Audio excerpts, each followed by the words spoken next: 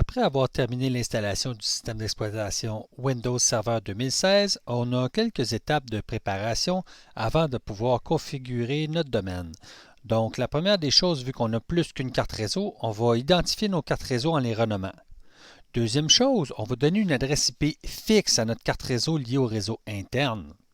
Et la troisième chose, on va renommer notre serveur. Pourquoi renommer l'autre? Parce qu'en entreprise et chez les clients pour lesquels on va travailler, il existe des conventions pour le nommage des objets. Donc, on doit tout le temps respecter cette convention. Fait qu'on va prendre la bonne habitude tout de suite, puis on va renommer notre serveur. Donc, la première chose que je vais faire, je vais justement renommer mon serveur. Pour ça, on peut aller dans le gestionnaire de serveurs. Vous allez voir, on a ici dans la partie de gauche, le volet de navigation. Si je clique sur serveur local, ici j'ai les propriétés de mon serveur et j'ai le nom de l'ordinateur qui est là. Je peux directement cliquer sur le nom de l'ordinateur qui va être l'équivalent de... Il va m'ouvrir la fenêtre des propriétés système qui va être l'équivalent de faire Windows R 6dm.cpl. Une fois que je suis ici, je m'en vais dans l'onglet Nom de l'ordinateur et je clique sur le bouton Modifier. Et là, je peux modifier le nom de l'ordinateur. Il y a des gens qui vont essayer de joindre le domaine en même temps qu'ils vont renommer l'ordinateur. Ce n'est pas conseillé. Faites les étapes une après l'autre. Parce qu'après avoir renommé l'ordinateur, le nom d'ordinateur n'est pas changé tant qu'il n'y a pas eu un redémarrage de la machine. Donc, on va tout de suite le renommer. Donc,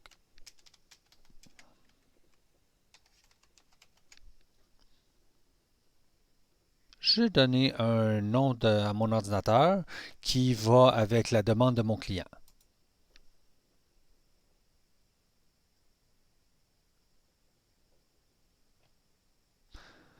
Vous devez redémarrer votre ordinateur pour appliquer ces modifications. Donc, je vais faire OK.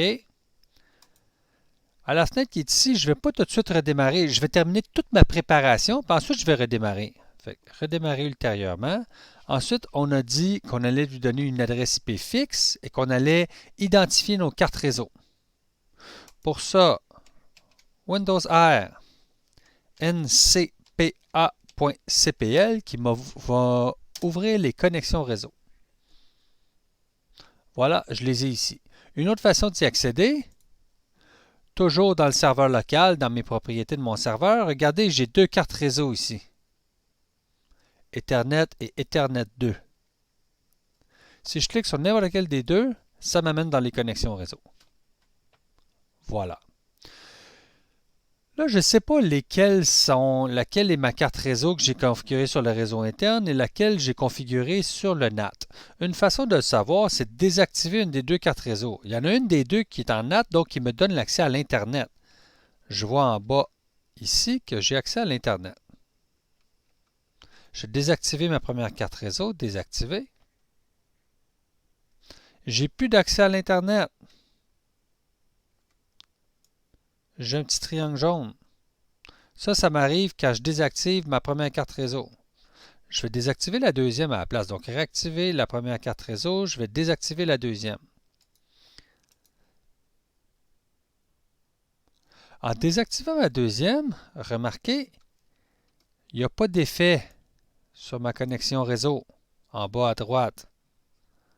Donc, celle-là, c'est celle qui va au réseau interne. Je peux la renommer.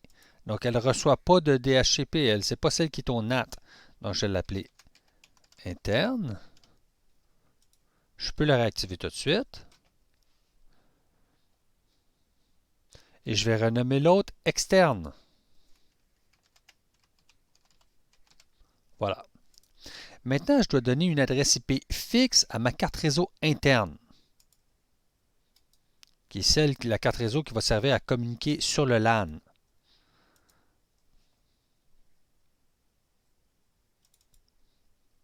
Donc, suivant la demande du client ou les besoins de la mise en situation, je donne mon adresse IP fixe.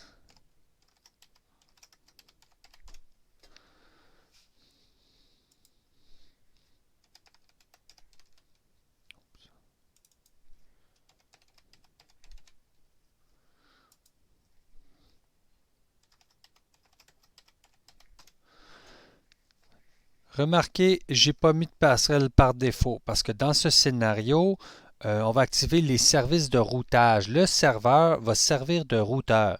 Donc, c'est lui qui va permettre aux clients internes sur le réseau d'accéder à l'Internet. Donc, je n'ai pas à lui mettre une passerelle par défaut parce que ce processus-là va se faire par les services de routage qu'on va activer plus tard.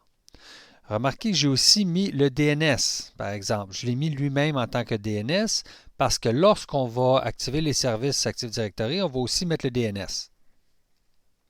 Donc, adresse IP fixe configurée. En résumé, j'ai identifié mes cartes réseau internes, externes. J'ai donné une adresse IP fixe à ma carte réseau interne. Et j'ai renommé mon ordinateur. Ça n'apparaît pas parce que je n'ai pas encore redémarré. Donc, pour terminer mes configurations, je n'ai qu'à redémarrer l'ordinateur.